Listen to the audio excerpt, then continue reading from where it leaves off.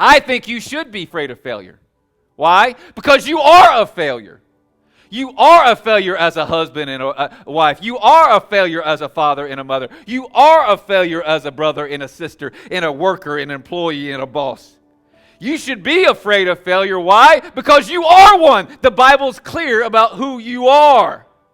But here's the truth, and the truth is this. Our fear of failure should fill us with desperate dependence on God. Our fear of failure should fill us with desperate dependence on God. You want to know the proper response? The next time you find yourself afraid of failing, you find yourself saturated with your weakness and you're just a puff of smoke, the proper response is this. In Psalm 27:1, it says, "The Lord is my light and my salvation, so why should I be afraid? The Lord is my fortress, protecting me from danger. Why should I tremble?" You want another proper response? Psalm 73:26 should be on your refrigerator. When you are afraid of failure, you should look and see that my body and mind may fail, but you, God, are my strength and my choice forever. You want to deal with your fear of failure?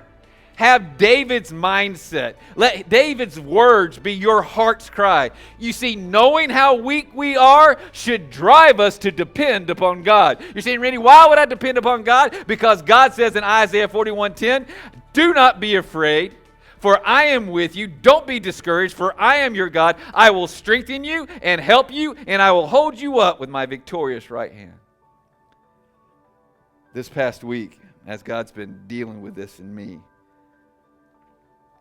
I've had tons of meetings. And as I'm starting to walk into a meeting, whether it be a counseling session or whatever, God's been hitting me with this fear. He's been allowing this fear of failure to pop up. Why? Because all week long as I'm walking into these meetings, I'm sitting there going, God, I'm desperately dependent upon you.